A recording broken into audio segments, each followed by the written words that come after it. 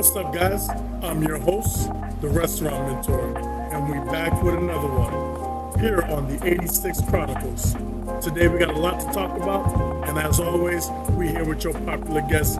Today we got Julian. Yeah, what's up, y'all? And we got Brock. Yo, what's happening, fam? Without further ado, we're just gonna dive right into it. Here's one of the biggest things that we've been struggling with, and correct me if I'm wrong or if you've ever experienced this, but do you think that the way you dress to a job interview should determine or have any sway on the person interviewing you, whether you get a job or not? Comment below what your thoughts are. But Brock, I'm going to throw it to you. Do you think that makes a difference? Should the way you dress play a role in whether or not you get a position? 100%. Growing up, I always dressed up for job interviews. It was taught to me. My first job was at McDonald's. I wore a tie for my interview. I got the job. I didn't get paid much, but I think it is a presentation of reflection on you and how you approach the job. Now, say if I was a manager and the guy came for interview, had restaurant experience, and dressed like he really didn't come to a job interview, and I interviewed somebody that did put the time in to dress up for a job, didn't have that much experience but was willing to learn, I'm going with the guy that dressed up for the interview. Yeah, because they put in the effort to present themselves. Mm-hmm. It shows that they want the job. Yeah, and I mean, I actually seen a girl later come in here with house slippers and a Teenage Mutant Ninja Turtles t-shirt. And I was like, man, she was a grown lady. I'm like, it's just disappearing this kind of aspect of dressing professionally, and I don't understand. Right. And I think a lot of it has to do with woke culture. Everything's so laid back. We're trying to be so accommodating, but there has to be a line. There has to be a standard somewhere. And I think a lot of that has to do with what we're willing to accept and what we're willing to be canceled for. And you know what? I'm okay with being canceled. If you don't have a tie, I'm not asking you to wear a tie. But I am asking you to maybe iron your clothes. I am asking you to look like you didn't just roll out of bed and maybe look like you have some type of sense that says to me, you want this. Exactly. At least khakis and the polo, crisp, something. Yeah. What do you think, Julian? I think I agree with that very much. I'm not gonna lie. When I came to interview for a couple of jobs, my first ever, as soon as I turned 16, I'm like, okay, I'm gonna go dress up. I'm gonna put on some jorts. I'm gonna put on my flyest fit. She's saying, Jay, what do you have on? I said, what do you mean? What is this? What do you have on? You go to a job interview like this? Hey, boy, I never. You know what? No, you are not going to leave like that. What's that kind of Julian? Let's go home now. Let's take a job. Oh my God. She stopped me at that door. She gave me the dirtiest look ever. She had me looking like I had dookie all on me or something. Whatever it was, she made me get back in the room. Dress shirt, dress pants, dress shoes, tie and all. I came in. I went 4 for 4 that day, man. I had 4 interviews, went 4 for 4. Yes, one of them was SBs. Shout out to moms, man, because, some people just ain't raised right to understand you do have to present yourself in such a way, especially if you want a job. You can't go into a job wearing a wrinkly T-shirt, one side going this way, one side going that way. Your taco stain that you ate last week still on there. I'm saying. Plus, first impression. Exactly. The first impression. Like, I think it's just the times have changed. Like Brock said, I'd rather go with the person who is dressed formally than somebody who just came in here with sweats and a tank top. So what do you say to all the people that are like, hey, well, you know what, that you're discriminating because, this person didn't dress right and this person did dress up. You're discriminating against the person that didn't dress up. I don't see that as discrimination. I don't think so at all. I mean, I don't either, but I just know the naysayers are there. It's like, because it's real simple. In my eyes, it's real simple. I've even interviewed people where I've told them personally, hey, you sound well put together, you have common sense, I'm going to pass you on to the second round, but when you get to the next person, you're supposed to dress this way. And when you come in, make sure you're dressed to impress. Dress for the job you want, not for the job you have. Because if you're a bum on the couch and you come in wrinkly, I'm going to think you're a bum who just got off the couch. Right. And I don't know what your work ethic is until you start working. So anybody can tell me anything, but the person who prepares themselves like you would prepare at a job leads me to believe that there's a possibility you have enough sense that if I tell you to do something or I'm trying to teach and guide you, that you're willing to receive it versus the person who just rolled out of bed, who doesn't care about their appearance. Because if you don't care about your appearance, how are you going to represent me and my business and what I got going on to the rest of the world? Right. That's just how I see it. Because we are representing the company and the business that we're going for, and you represent yourself. Good impression. Have you, during the interview, when you told people this, have you got any pushback from telling these interviewees next time you come for the second round, or has it just been in full agreement? I've actually, funny story. I was so disgusted by a candidate. One time, they stank. Like you could tell they were yesterday's BO. Had whatever left hanging on their shirt. Came in, and I'm a pretty laid back dude. For everybody who knows me, I'm pretty fair, I'm pretty easygoing.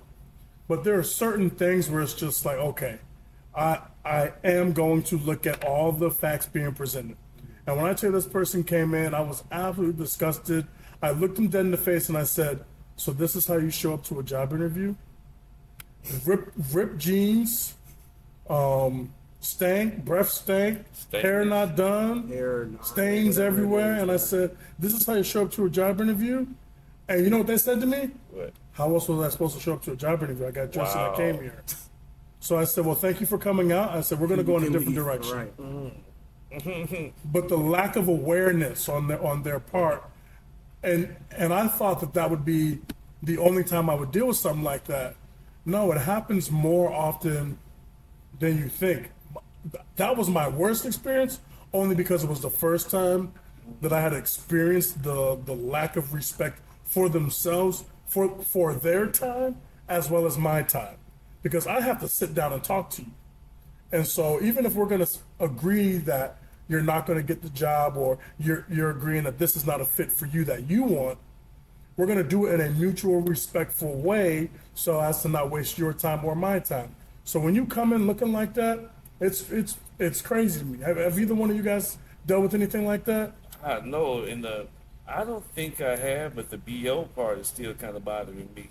It's one thing to dress, but you think, how can you interview something? You got to hold your breath in and agree with everything they say. Right. You know, a lot of head nods, and you know what? The BO was just like the icing on the cake, because we've all been there. Maybe we ran out of deodorant or something, you know. But the fact that you put it all together, the trifecta, the clothes was dirty, ripped clothes, stains. You didn't care. See, I can't say I've experienced it because I've never had an interview with anyone, but I had worked with somebody that did not keep up with their personal hygiene at a popular fast food restaurant. I worked in the kitchen, and this young man had a very, very thick BO, as if he never showered. His BO was so thick, it had a presence in the air. Aura, bro.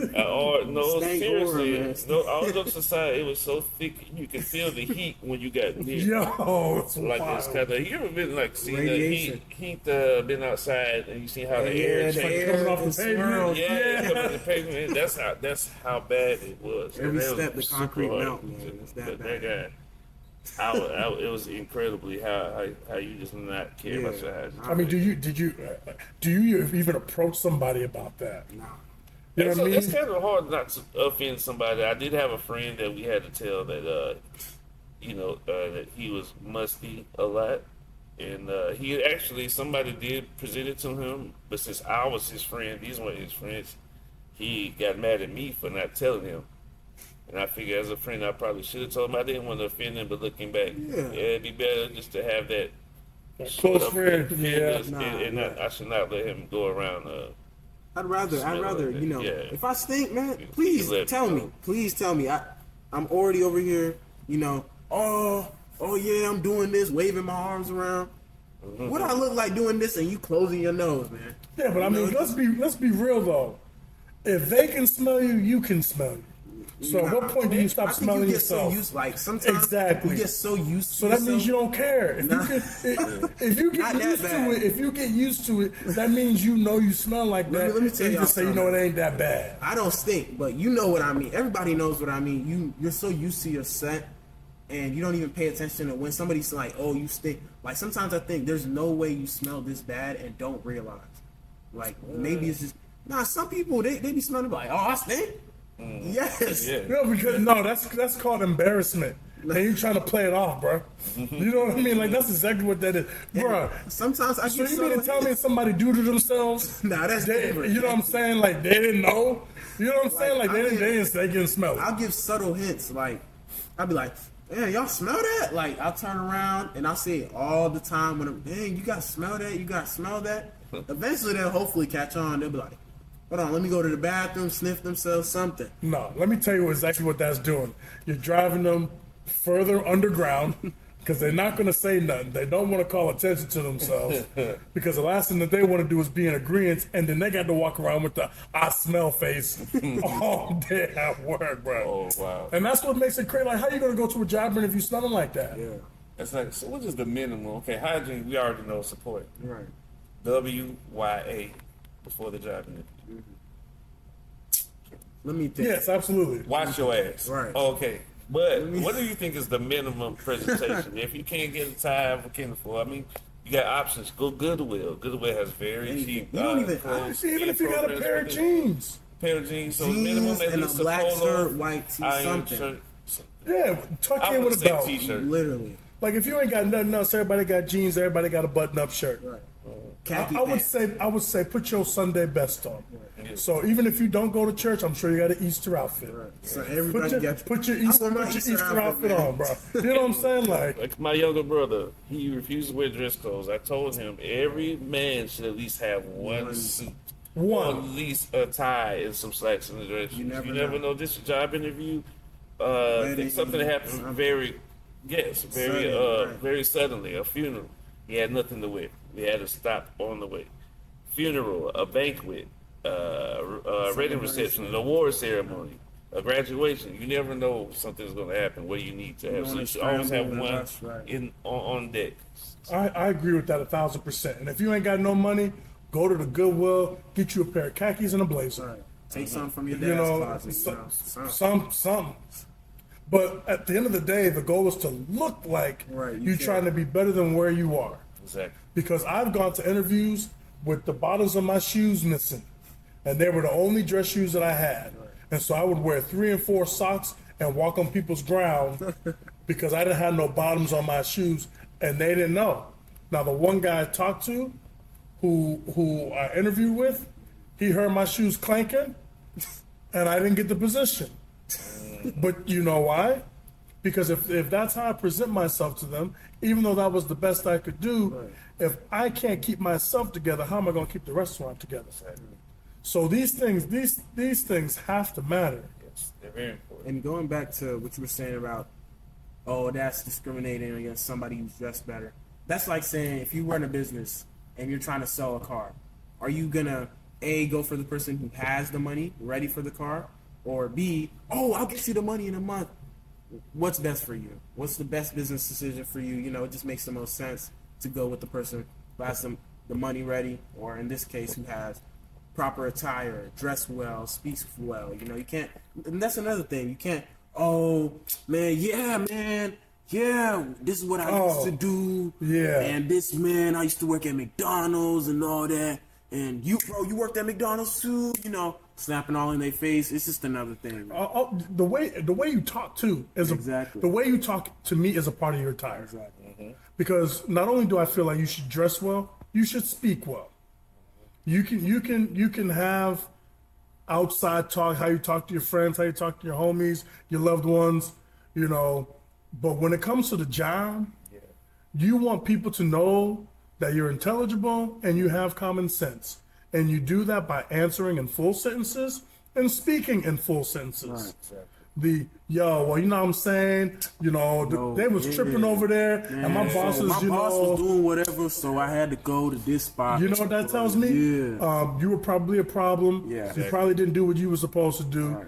and they finally fired you, and now you're looking for employment elsewhere. Yes. You have to be able to There's plenty of articulate videos yourself. on YouTube. You can go prepare yourself Right. for an interview. Prepare yourself for what questions are they going to ask me? What can I bring to the table at this restaurant? What is my experiences?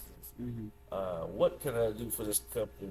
What where do you Something. see yourself in a few years? All these questions that are usually common at job interviews. Prepare yourself. So when the guy asks you, okay, what salary are you looking for? What would you like to be in 3 years? Can it be like, well, she got the Man, I think I want to do something. I don't know. Like, you have to be sure. You have to be sure in yourself. Be able to articulate what you want. You know, you can't just walk into a business, an establishment, and play around with them. You know, you're wasting everybody's time at the end of the day. yours. Exactly.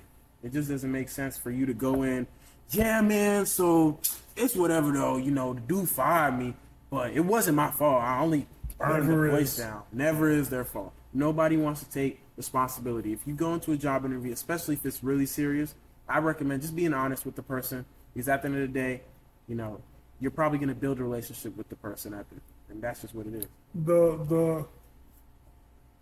I would say the worst thing that you could do, well, and also piggybacking off of what you're saying, also interview the person interviewing you, because you want to know what this person's like. Right. Would this even be a boss that I want to work for? Right. Does this look like a company that I could work at? Show up 15 minutes early so you can see how the establishment is run firsthand, unassuming, usually during a slow period, so you can see what a slow period looks like. Right.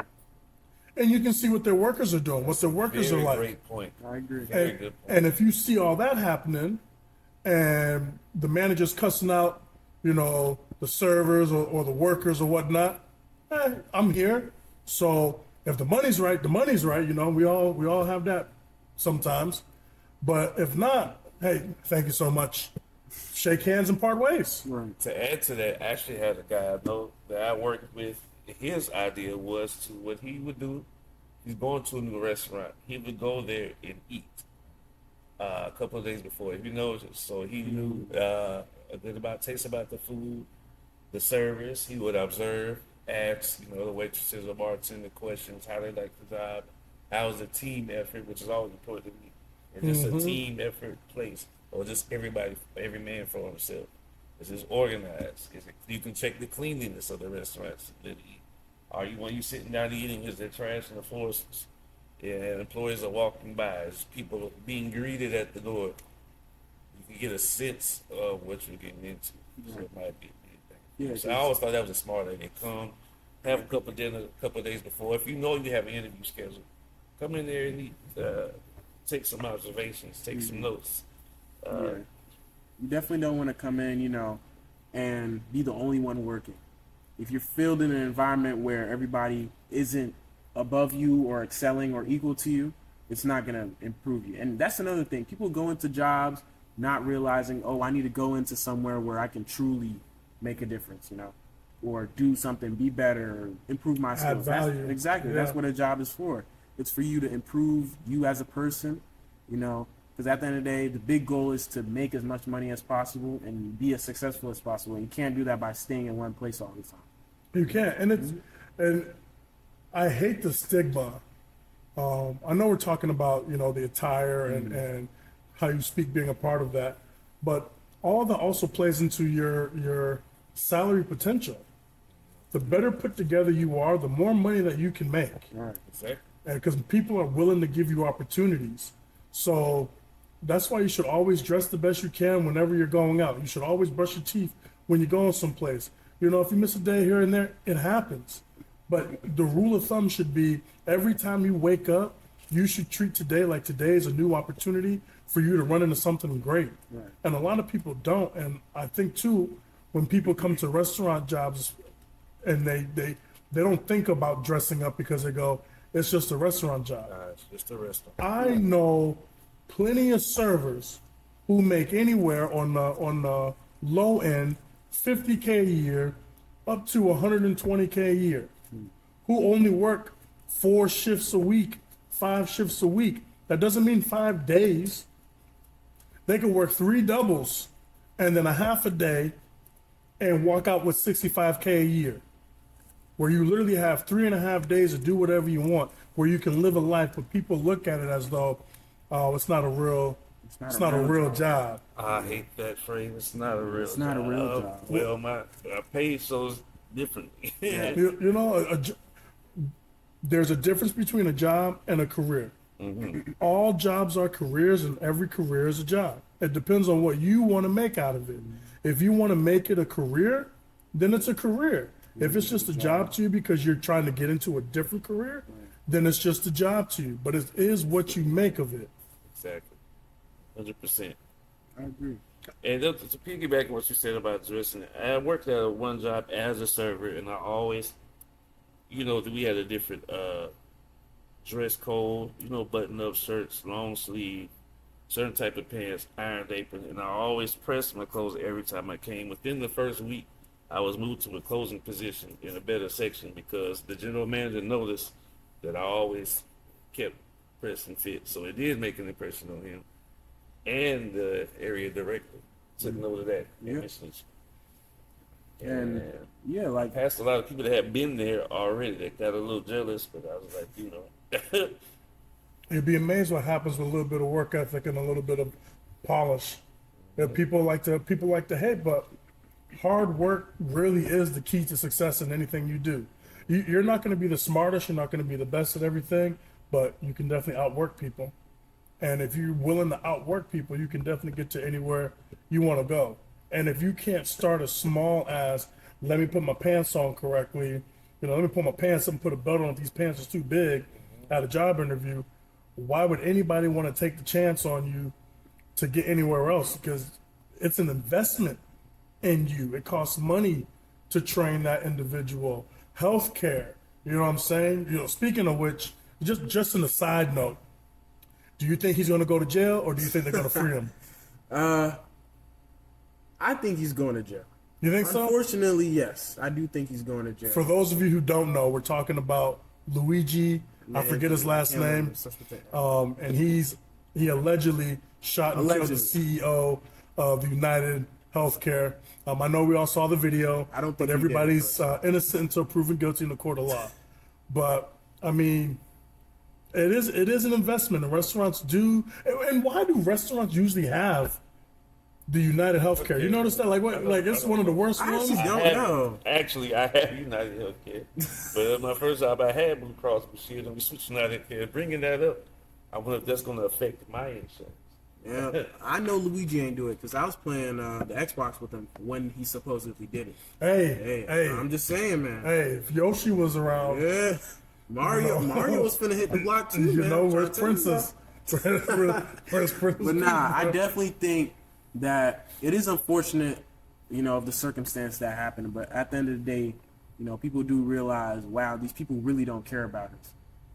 It's greed. Rich. It is greed. It's greed. You have so much money, and you just want to take from other people. People, imagine if your mother needed this treatment, and she could get it, but you're getting denied by one person who owns the company saying, "Oh, we're gonna deny these claims, whatever it is." But did you not see the expose about the lady who came out, the whistleblower, saying that they were forced to deny claims? Yep. Oh. And that's what's I crazy think it was to like me. 38% or more denial. 38%. That's astronomical. 38%, and that was, I think, 20% more than the nearest competitor. And the guy was making. Here's the thing, because I'm a huge proponent of capitalism, and if you build something from the ground up and supply jobs, you should be able to make as much money as you want because you had a good idea, you worked hard in the beginning, and then this is the fruits of your labor. However, when it comes to murder, which is what we're talking about as a health insurance person, you're deciding whether or not somebody lives or dies. You're just not pulling the trigger. Right. You're just as bad as. So if they say, hey, here's treatment, and you're presented with textbook cancer, and it's starting to metastasize, and you need an image, and all of a sudden they deny you the imaging, and then after the denial and another denial, and then finally they approve, you get the imaging, you've paid into it 2 times over just to find out had you gone in earlier, you might have beat it, but because you can't, now you're dead 3 months later. Right. You know what I mean? That's Like, heavy. and you're getting paid 10 million plus bonuses. So again, I'm not Way more mad than at the fact that you have a high paying salary. You went to school for whatever it is you do, and you made the right decisions to get to where you are. However, you can't expect people to feel sympathy when you're basically a legal licensed assassin to the American people. I didn't think about it that way. But health insurance is very important. We need it, especially though if you have an opportunity to get health insurance. Hopefully, it's better than United Healthcare. You definitely need to take advantage of that, and hopefully, I don't know how many restaurants are offering 401k, but a lot of people think that, especially so speaking because I'm a server, I'm representing the server side of this. It's like a lot of people get cash money every day. Or if you're one of the servers that get cash, it's important to learn how to invest in balance and manage your money and try to invest for the future. So I believe 401k insurance is a very important thing because you don't want to do it forever. Right. Yeah, right. You want to have a cushion and try to take advantage of the cash you get to invest in that insurance because you never know what could happen. Never. Because you're making money day by day. If you miss a job, you get sick, you're not going to be getting that money. You don't have PTO time. So you need to have something in place. And you don't want to learn the hard way. You don't want to learn the hard way. It's better for you to understand what it is now, especially when you're young. Put $10, $20 aside a week when you're young. Ooh, Just let that be a habit. Right. And, a lot of people work hard to save, whatever it is, just for, a rainy day. And everybody does work hard, just like the CEO who got murdered. He worked, but he committed so much more evil compared to everybody else. Why, have all this money? Your family's set for life. He has stakes in the company, whatever it is. But make sure it is set that you have to deny a lot of claims. Why? Imagine you work your whole life because whatever the circumstance is, you couldn't go get a college degree because you have to stay, protect, help your mom, whatever it is, and she's sick. Come to find out, you can't even help her because they're denying the claims. 38%. It just doesn't make sense, and it can easily be preventable. Some people are just so evil, it just makes no sense to me. And I understand, that's just how the economy is. And touching back to what you said earlier about capitalism, I believe, capitalism is good. Don't get me wrong. But it comes to a point where money should not even matter. It's more about humanity. You have to be able to sit there, wow, why am I sitting here killing these people when I could be helping them? You don't want to live your life. At the end of the day, it's just money. Yeah, I think you gotta look towards greed. Exactly. Greed can separate you from humanity. Right. I agree.